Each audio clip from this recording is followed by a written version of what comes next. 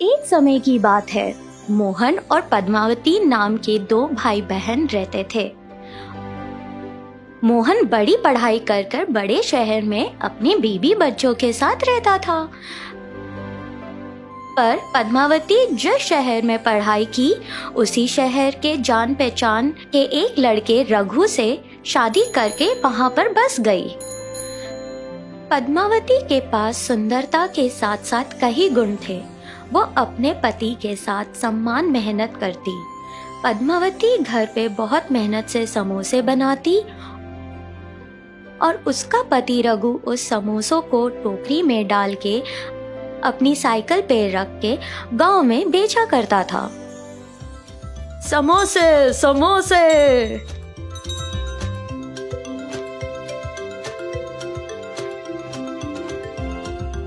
उन समोसों से कमाए हुए पैसे रघु घर लेकर आता था।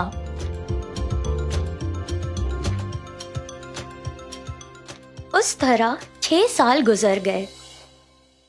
उन 6 सालों में पद्मावती को 3 बच्चे हुए, 2 लड़की और 1 लड़का। अपने तीनों बच्चों की भविष्य को दृष्टि में रखते हुए पद्मावती और रघु बहुत मेहनत से काम किया करते थे। पद्मावती के समोसे उस गांव में बहुत मशहूर थे।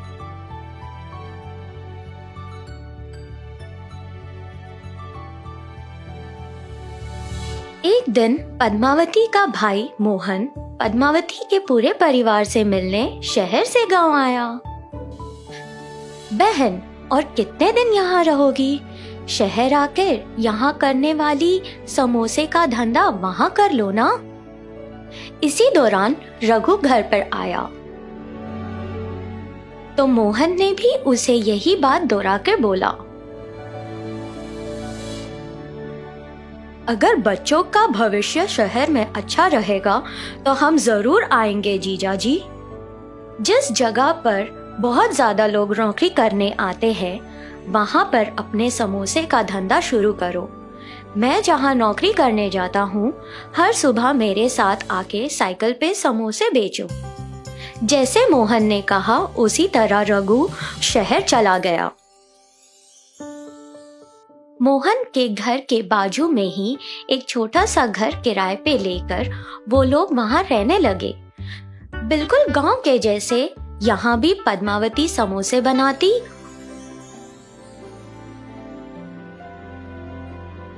और रघु उन्हें साइकिल पर रखकर मोहन के साथ नौकरी करने के जगह जाके समोसे बेचना शुरू किया। हर दिन मोहन नौकरी पे जाता और पैसे कमाकर लेकर आता। वैसे ही रघु भी समोसे बेचकर हर दिन पैसे कमाकर घर लेकर आता था। पद्मावती के हाथों से बनाए हुए समोसे शहर वालों को भी बड़े स्वादिष्ट लगते थे। हर दिन रघु जितने समोसे लेकर जाता वो सारे समोसे बिक जाते। इस तरह उन बेचे हुए समोसों के पैसों से रघु ने एक छोटा सा समोसे का ठेला खरीद लिया और गरम गरम समोसे वहीं पे बनाना शुरू कर दिया। एक तरफ पद्मावती गरम गरम समोसे बनाती थी और दूसरी ही तरफ रघु उन समोसों को बेचा करता था। अब तो पहले से ज्यादा कमाई होने लगी थी। जिस तरह पद्मावती और रघु पूरी लगन से कमाई करते थे, उनकी मेहनत के वजह से जिस जगह पर वो छोटे से साइकिल से अपना धंधा शुरू किया, उसी जगह एक छोटी सी ठेला खरीदने के बाद एक बड़ा ठेला भी खरीदा और उसके बाद उन्होंने 2 लोगों को भी वहां पर काम पे रखा। इसी तरह उनके समोसे का धंधा बहुत अच्छा चला, लेकिन इतने सारे ग्राहक बढ़ गए कि समोसे खत्म होने की वजह से उनमें से काफी ग्राहक निराश होकर वहां से लौटने लगे। पद्मावती और रघु के दिन रात के मेहनत के वजह से अब वो जगह समोसा सेंटर के नाम से मशहूर होने लगी। कुछ दिनों के बाद उन्होंने 10 और काम करने वालों को रख लिया, साथ ही साथ 30 ग्राहकों के बैठने के लायक जगह भी बना ली दुकान में। जैसे समय बीतता गया वैसे पद्मावती के भी बच्चे बड़े होने लगे। मोहन भी रघु के जैसे बढ़ता गया और अच्छी आमदनी कमाने लगा। एक दिन नौकरी खत्म करके मोहन घर लौट जा रहा था, तभी उसने पद्मावती और रघु का समोसा सेंटर देखा और वहां गया। मेरी दी हुई सलाह के वजह से ही तुम लोग इतनी सफलता पाए हो। मैं तुम लोगों को एक और सलाह देता हूँ, सुनो। वो क्या सलाह है भैया? मैं 10 सालों से देख रहा हूँ रघु इतने सारे लोगों को समोसा सेंटर में संभालता है। उसे देखकर मैं आश्चर्यचकित हूँ। रघु मैनेजर के पोस्ट के लिए एकदम सही रहेगा। मेरे जैसा बड़ा जॉब, मेरे जैसा बड़ा नाम, अगर काम पसंद आए तो इनाम। यहाँ हर दिन रघु अपने हुनर और समय को बर्बाद कर रहा है। ये क्या भैया? हम सोच रहे थे आपके काम से हमारा काम बहुत ज्यादा बेहतर है। ऐसा क्यों?